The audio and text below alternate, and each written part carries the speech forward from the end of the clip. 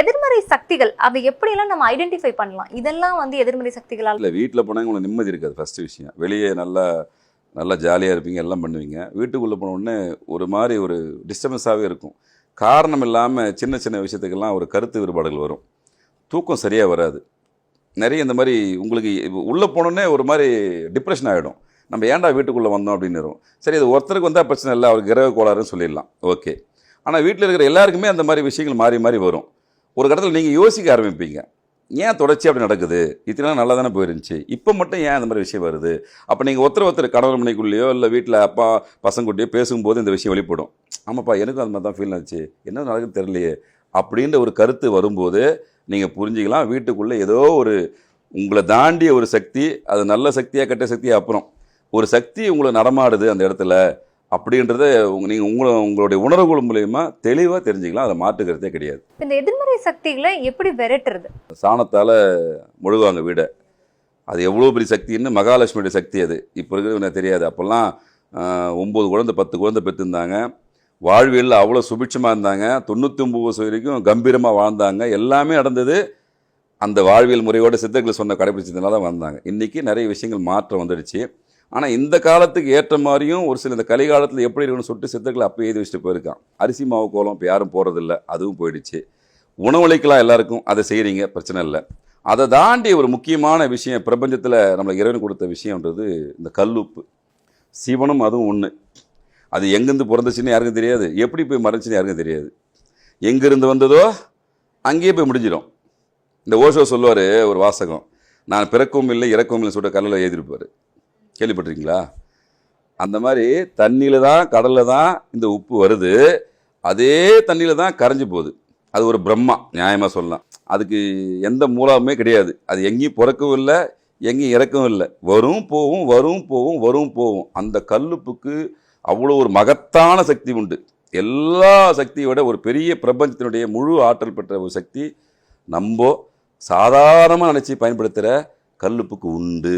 இந்த கல்லுப்பை எப்படி எல்லாம் அப்போ பயன்படுத்தணும்? வாழ்வியலில் உங்கள் பொருளாதார சிக்கல் தீரணுமா, கணவன் மனைவிக்குள்ளே உறவுமுறை சீராகணுமா, உங்கள் பசங்க நல்லா படிக்கணுமா, பொருளாதாரம் வேணுமா, நிறைய சின்ன சின்ன விஷயங்களுக்கு சின்ன சின்ன விஷயமா பயன்படுத்துங்க.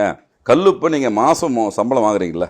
நான் ஏற்கனவே நிறைய பதில் சொல்லியிருக்கேன். முதல் செலவாக பண்ணுங்கள், கல்லுப்பு போய் வாங்கினு வாங்க கடையில். அது வெள்ளிக்கிழமையாக வாங்க, ரொம்ப சுபிட்சம். வாங்கி உங்கள் கையால் வாங்கி வீட்டில் எடுத்து வைங்க. நியாயமாக பூஜை ரூமில் பூஜிக்கக்கூடிய ஒரு பொருள் கல்லுப்பு. சமையலறையும் ஒரு பூஜையை பலமுறை சொல்லியிருக்கேன். நீங்கள் மண்பாடத்தில் வைக்கணும், இல்லைன்னா பீங்கான். இந்த 2 தான் கல்லுப்பு வைக்கிறதுக்கான முதல் விஷயம். முதல் பேசிக்கு நீங்கள் பொருளை வாங்கி உங்கள் கையால் போட்டு நிரப்பி வைங்க. முதல் விஷயம். அந்த நிரப்பி வச்சதை பூஜை ரூமில் வையுங்க. 1 ரூபா காயினோ 10 ரூபா காயினோ எவ்வளோ உங்கள் கையில் காசு இருக்குதோ அந்த காசு அதில் போட்டு வைங்க. ஃபஸ்ட்டு ஸ்டெப்பு, உங்களுக்கு நல்ல சக்தி உள்ளே வர்றதுக்கு, கெட்ட சக்தி வெளியே போகிறதுக்கு உங்கள் கையால் வெள்ளிக்கிழமை போயிட்டு உப்பு வாங்கினது வையுங்க. முதல் விஷயம். அதுக்கப்புறம் 2வது, நீர்நிலை சம்மந்தப்பட்ட இடம்னா இப்போ பாத்ரூம் இருக்குன்னு வச்சுக்கோங்களேன். சின்ன இடமா இருந்தாலும் பரவாயில்ல, உங்கள் கைக்கு எட்டாத தூரத்தில் ஒரு சின்ன கப்பில் ஒரு கண்ணாடி கோலையில் கூட வச்சிடலாம். கல் உப்பு போட்டு எந்தெந்த திசையெல்லாம் உங்களுக்கு வைக்க முடியும்னு தோணுதோ, உங்கள் வீடு எப்படி இருக்குதோ அந்த மாதிரி எல்லா இடத்துல வைங்க. அது கரைய கெட்ட சக்திகள் ஆட்டோமேட்டிக்காக போயிடும். உங்களுக்கு நிறைய இடத்துல கரையாமே அப்படி இருந்துச்சுன்னா அந்த கெட்ட சக்தி தாக்கம் இன்னும் வீட்டுக்குள்ளே அதிகமாக இருந்து இயல்பாக புரிஞ்சிக்கலாம். கரைஞ்சிச்சு அப்படின்னா பரவாயில்லப்பா, நம்ம கர்ம எவ்வளோ கரையுது அப்படின்னு புரிஞ்சிக்கலாம். ஈஸியாக ஐடென்டிஃபிகேஷன் பண்ணிக்கலாம். அது கரைய கல்லுப்புக்கும் அந்த தன்மை உண்டு. அதே மாதிரி இன்றைக்கி நிறைய பேர் செய்கிற தவறு என்னென்னா, உப்பை நம்ம ஸ்பூனில் எடுத்து போடுறோம். அதை செய்யக்கூடாது. அது மகாலட்சுமி. உப்பு யார்?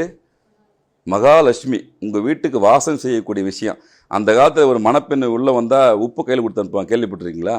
உப்பை கையில் கொடுத்து அனுப்புவாங்க. ஏன்னா மகாலட்சுமியே வீட்டுக்குள்ளே வர மாதிரி ஐதீகம். நிறைய கோயிலில் இப்போ பார்த்தீங்கன்னா உப்பு கொடிமரத்தில் கொட்டுவாங்க. பார்த்துருக்கீங்களா? உங்கள் கர்மா கழிவுன்றதுக்காக. ஒன்று, உப்புன்றது மகாலட்சுமி.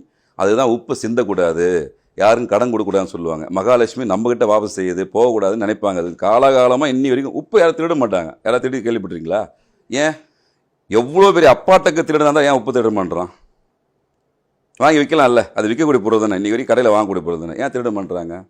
அவங்களுக்கு தெரியும் என்னுடைய வேல்யூ. உப்பை தொட்டவன் கெட்டான், பட் அது நல்லபடியாக பயன்படுத்தணும். அது மகாலட்சுமி. அந்த மகாலட்சுமி நீங்கள் எந்த அளவுக்கு சுத்தபத்தமாக உங்கள் கையால் எடுத்து போடுங்க சாப்பாட்டுக்கு. உங்கள் வீட்டில் நீங்கள் ஹோட்டலில் போகிறீங்க, அவங்ககிட்ட கேட்க முடியாது, விட்டுருங்க. நீங்கள் வீட்டில் சமைக்கிற எல்லாருமே சமையலுக்கு பயன்படுத்தும் போது உங்கள் கையால் உப்பு எடுத்து சாப்பாட்லேயும் சாம்பார்லேயோ ரசத்தையும் போடுங்க, கையால் போடுங்க, ஸ்பூனில் போடாதீங்க.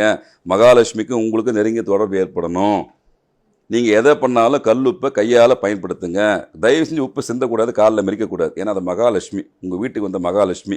அந்த லட்சுமி எந்த விதத்துலையும் நீங்கள் துன்பப்படுத்தக்கூடாது. பணவரவு அதிகரிக்கணும், வீட்டில் வந்து தொழிலுங்கிறது வந்து ரொம்ப சிறப்பாக இருக்கணும் அப்படின்னும் பொருளாதார ரீதியாக முன்னேறணும் அப்படிங்கிறதுக்கும் உப்பு பயன்படுத்தலாமா? எந்த மாதிரி பயன்படுத்தலாம்? 100% பயன்படுத்தலாம். இது சொல்கிறது A to Zன்னு சொல்லுவாங்க இல்லையா, அந்த மாதிரி மகாலட்சுமி அந்த அம்மா உங்கள் வீட்டுக்குள்ளே வர வச்சுட்டீங்க. ஓகே, எல்லா இடத்துலையும் வச்சுங்க. எதிர்மறை சக்திகளை அது கொஞ்சம் கொஞ்சமாக போகக்கூடிய அந்த விஷயத்தை பண்ணும். பிரம்ம முகூர்த்த நேரம் கேள்விப்பட்டிருக்கீங்களா? அதிகாலையில். ஆமாம், எல்லா தேவர்களும் ரிஷிகளும் முனிவர்களும் சங்கமிக்க ஒரு நேரம். இப்போ நம்ம சொல்ல ஒரு மீட்டிங் போடுவோம்ல ஆஃபீஸில், அந்த மாதிரி அவங்க மீட்டிங் பாயிண்ட் அந்த சமயத்துலாம் எப்போ பிரம்ம முகூர்த்த நேரத்தில் அந்த சமயத்தில் கேட்டதை கொடுக்கக்கூடிய சக்தியை அவங்களுக்கு இறைவன் கொடுத்துருக்குறான். இந்த கல்லுப்பை நீங்கள் உங்கள் 2 கையால் வச்சுட்டு அடுத்தமாக அப்படி பிடிச்சிட்டு பிரம்ம முகூர்த்த டைமில் உங்களுக்கு என்ன வேண்டுமோ அதை நினைங்க, பிரார்த்தனை பண்ணுங்கள். அது நிச்சயமாக 100% நடந்தே தீரும். ஏன்னா அது நம்ம கட்டளை கிடையாது. அந்த தேவர்கள் வந்து உங்களுக்கு வரமாக கொடுத்துருவாங்க. அப்படியே ஆகட்டும்னு சொல்லுவாங்க. 100% நடக்கும். இதுக்கு மட்டும் கிடையாது, பொருளாதாரம் மட்டும் கிடையாது. கணவன்களுக்குள்ள பிரச்சனை இருக்குதா, என் பையன் நல்லா படிக்கணுமா, இல்லை வெளிநாடு போகணுமா, எல்லா விஷயத்துக்கும் கடல் சார்ந்த பயணம். வெளிநாட்டு போகிறவங்க நிறைய பேர் ட்ரை பண்ணுறாங்கல்ல, கடல் அந்த மாதா அருள் கொடுக்கணும். கண்டிப்பாக கடல் கையிலேருந்து பயணம் போயே தீரணும். அதனால் அதுக்கு மிகப்பெரிய தாற்பயமான ஒரு பரிகாரம் இந்த கல்லுப்பு. ஒரு 11 நாளைக்கு பிரம்ம முகூர்த்த டைமில் இந்த கல்லுப்பை கையில் வச்சுட்டு மானசீகமாக உங்கள் கோரிக்கையை முன்வைங்க. அது நிச்சயமாக நடந்தே தீரும். அதுக்கப்புறம் நீங்கள் வண்டி வாகனம்லாம் வீட்டில் வச்சுருப்பீங்க கரெக்டாக. எப்போவுமே நம்ம இப்போ ட்ராவல் பண்ணக்கூடிய இடத்துல எதிர்மறை சக்திகளும் அதிகமாக நடமாடும். நீங்கள் வண்டியை வாஷ் பண்ணுவீங்கள்ல, வாட்டர் வாஷ் விடுவீங்க. வாட்டர் வாஷ் முடியட்டும், நீங்கள் வண்டி எடுத்து போய் ஷெட்டில் விட்டு வாட்டர் வாஷ்லாம் பண்ணி முடிச்சுட்டு இந்த கல்லுப்பு தண்ணியை கலந்து அந்த வண்டியை கழுவுங்க. எதிர்மறை சக்திகள் நிற்காது. விபத்துக்கள் தவிர்ப்பதுக்கான வாய்ப்புகளை அந்த குலதெய்வம் வந்து நின்று உங்களுக்கு காப்பாற்றும். அந்த குலதெய்வம் அங்கே வரணும் அப்படின்னா, என்ட்ரி ஆகணும் அப்படின்னா, இந்த கல்லுப்பு போட்டு இந்த விஷயத்தை செஞ்சீங்கன்னா குலதெய்வம் என்ட்ரி ஆகி உங்களை காப்பாற்றும். முதல் விஷயம். 2வது விஷயம், அபிலாஷைகள், ஆசைகள், நிறைவேறாத ஆசைகள் ஒரு மனசில் வச்சுருப்பாங்க. நீண்ட நாள் கோரிக்கையாக ஒரு விஷயம் இருக்கும். அது எப்படி செய்கிறது அப்படின்னா, இதே கல்லுப்பதுக்கு பயன்படும். அது உங்களுக்கு நீங்கள் இருக்கிற வீடு சின்ன வீடாக இருக்கட்டும், பெரிய வீடாக இருக்கட்டும், எதுனா இருக்கட்டும். நீங்கள் நிறைய வீட்டை போட்டு கழுவி மெல்ல மொழிவி செய்வீங்களே, இப்போ காலத்தில் முடியாது. சும்மா அந்த கல்லுப்பு தண்ணியை கரைச்சி வீடு ஃபுல்லாக தேடிங்க. முடிஞ்சால் மாப் போட்டு பண்ணுவீங்கள, அந்த மாதிரி வீடு ஃபுல்லாக வாரத்துக்கு ஒரு முறை செய்யுங்க. எல்லா இடத்தையும் சுத்தம் பண்ணுங்கள் இதை வச்சு. அதுக்கப்புறம் உங்களுக்கு வீட்டுக்குள்ள மாற்றம் தெரியும். உணர்ந்தவங்களுக்கு மட்டும் தான் தெரியும். இப்போ நான் சொல்லும்போது தெரியாது. நீங்கள் செயல்பாட்டு கொண்டு வந்துட்டு உணர்ந்துட்டிங்கன்னா நீங்கள் இதை விடவே மாட்டீங்க. சந்திரனும் சுக்கிரனும் ஒன்றா ஒரு ஆக்டிவிட்டி இருந்து இடம். இந்த 2 பேருமே ஒன்றா சேர்ந்து அவங்க சுபிச்சம் தான். மனசு தெளிவாயிடுச்சுன்னா சம்பாதிக்கிற கெப்பாசிட்டி அதிகப்படுத்தும். பொருளாதாரத்தை எங்கே இருந்தாலும் ஒரு ஐடியா உங்களுக்கு தோணும். கரெக்டாக மைண்டு கரெக்டாக இருந்துச்சுன்னு வச்சு உங்களுக்கு சிஸ்டமேட்டிக்காக ஒரு விஷயம் எக்ஸிட் பண்ணுவீங்க. சிஸ்டமேட்டிக்காக செய்யும்போது அந்த விஷயம் வெற்றி அடையும். அதுக்கு காரகத்துவம் இந்த கல்லுப்பு. திரும்பவும் சொல்கிற கல்லுப்பு. நீங்கள் உப்புன்னு மக்கள் போய் அந்த உப்பு இந்த உப்புன்னு தயவு செஞ்சு நினைக்காதீங்க. பியூர்லி கிடைக்கக்கூடிய கல் உப்பு. இன்னொரு எதிர்மறையான கேள்விகள் இருப்பாங்க, ஏன்பா உப்பையே ஒருத்தர் தயார் பண்ணுறாரு, அவருடைய வாழ்க்கையாக மேம்படுறதுன்னா அது கர்மா. அந்த உப்பு உங்களுக்கு படைச்சி தரணும், அந்த கர்மாவை அவன் சுமக்கணும்னு சொல்லிட்டு அவனுக்கு விதி. நீங்கள் பயன்படுத்துங்க, உங்கள் கர்மா போகும். கர்மாவை கரைக்கக்கூடிய தன்மை இந்த உப்புக்கு உண்டு. நீங்கள் குளிக்கும் போதே நியாயமாக, இப்போது எதிர்மறை சக்திகள் காலையிலேருந்து வெளியே கிளம்புறீங்க, ஓகே நீங்கள் நல்லபடியாக எல்லா விஷயம் முடியணும் போது சாதாரணமாக 4 கல்லுப்பில் போட்டு அந்த தண்ணியில் குளிச்சுட்டு போங்க. மகாலட்சுமி கூடவே இது வாசம் செய்யும். கடன் கேட்குற போகிறீங்களா, உங்களுக்கு கடன் ரொம்ப நாளாக கேட்டுனீங்க, ஏதோ ஒரு விஷயம் கடன் கேட்டுருங்க, கடன் வரணுமா, இந்த விஷயம் செஞ்சுட்டு போங்க. அந்த கடன் கிடைக்கிறதுக்கான ஒரு சூழ்நிலையை அதை அமைச்சு கொடுக்கும். உங்கள் மேலதிகாரோட நீங்கள் இணக்கமாக இருக்கணும் அப்படின்ற ஒரு சூழல் உங்களுக்கு உருவாகணும் அப்படின்னா, இதே பிரம்ம முகூர்த்த நேரத்தில் நீங்கள் காலையில் எப்படியாவது எழுந்துட்டு கையில் கொஞ்சம் உப்பு வச்சுங்க. நல்லபடியாக அப்படி உள்ளங்கையில் வச்சுட்டு மானசீகமாக எப்படி தியானம் இருப்பீங்களோ அந்த மாதிரி நல்லா உட்காந்துங்க. உங்களுடைய வேண்டுதல் கோரிக்கை எது வேணால் வச்சுருங்க. வச்சுட்டு அதுக்கப்புறம் அந்த உப்பை உங்கள் பேப்பரில் வச்சு மடிச்சுங்க. அன்றைக்கி ஒரு நாள் முழுக்க உங்களோட ட்ராவல் ஆகட்டும். அதுக்கப்புறம் போய் கடலில் போய் கரைச்சிடுங்க. டெய்லியுமே செய்யுங்க. வாய்ப்பு இருக்கிறவங்க கடலில் கரைங்க, இல்லை ஆறு அப்படி தண்ணி ஓடுற தண்ணி எங்கெங்கெல்லாம் உங்களுக்கு வாய்ப்பு இருக்கோ அதை வச்சுருங்க. சப்போஸ் என்னால் இப்போ வெளியூரில் இருக்கேன், ஒரு வாரம் கழிச்சு அந்த இடத்துக்கு ரீச் ஆக முடியும்னா இதை சேர்த்து வச்சுனா வாங்க. அது மகாலட்சுமி தான், எங்கேயும் போயிடாது. ஆனால் இந்த இடத்துல அது என்னவா மாறும் அப்படின்னா, அந்த கர்மாக்களை சுமக்கக்கூடிய காரணியே அந்த இடத்துல உப்பு வந்துடும். நீங்கள் வேண்டுறீங்கள, அந்த வேண்டுதல் சீக்கிரமாக நிறைவேறணும்னா குலதெய்வத்தில் அருள் வேணும். இது அந்த பிரார்த்தனை குலதெய்வ வீட்டுக்கு போயிட்டு உங்கள் கர்மன்னு சொல்லிட்டு பார்த்துட்டு அது கரையணும். அப்போ நீங்கள் சேர்த்து வச்சு வாரத்துக்கு ஒரு நாளோட எடுத்துன்னு போயிட்டு வாய்ப்பு இருக்கிறவங்க டெய்லி பண்ணுங்கள். இல்லாதவங்க வாரத்துக்கு ஒரு முறையோ 5 நாளுக்கு ஒரு முறையோ போயிட்டு அந்த ஓடுற தண்ணியில் எடுத்துமே கரைச்சிட்டு வந்துடுங்க. அதே மாதிரி வீட்டுக்குள்ளேயும் பயன்படுத்தினு வச்சுக்கோங்க. அந்த தண்ணியை வந்து செடிங்களுக்கு போகிற மாதிரி தண்ணியை பயன்படுத்துருங்க. செடிங்களுக்கு ஊற்றுங்க. செடிங்களுக்கு நீங்கள் ஊற்றுனீங்களோ இல்லையோ செடிங்களுக்கு போகிற தண்ணி எதுன்னு போய் பாருங்கள். அந்த தண்ணியில் நீங்கள் வீட்டில் பயன்படுத்துறீங்களா 4 மூலையிலும் வைப்பீங்களா தண்ணி அந்த கரைஞ்சி போச்சு இல்லை அந்த தண்ணியை அந்த செடிங்களுக்கு போகிற மாதிரி உங்கள் பாத்ரூம்லேயோ மற்ற இதில் எங்கெங்கெல்லாம் தண்ணி ஓடை ஓடுதோ அந்த இடத்துல அந்த தண்ணியை ஊற்றிடுங்க. அந்த கர்மாக்கள் ஆட்டோமேட்டிக்காக கரைய ஆரம்பிச்சிடும். இப்படி எல்லாமே உங்கள் தேவை அவங்களுக்கு தெரியும். சித்தர்களுக்கு அடுத்த கலிகாலத்தில் மனிதர்கள் எப்படி இருப்பாங்க, எந்த மாதிரி இயந்திரமான வாழ்க்கை வாழ்வாங்க, அவங்களுக்கு எளிமையாக கொடுக்கலாம்னு சொல்லிட்டு தான் அந்த காலத்தையும் முடிவு பண்ணி வச்சு உணவோடு சேர்த்து உங்கள் வாழியோடு சேர்த்து வச்சுட்டான். ஆனால் இது எல்லாமே உங்கள் வீட்டில் கிடைக்கக்கூடிய பொருள் தான். கல்லுப்புன்றது மகாலட்சுமி முதல்ல புரிஞ்சுங்க.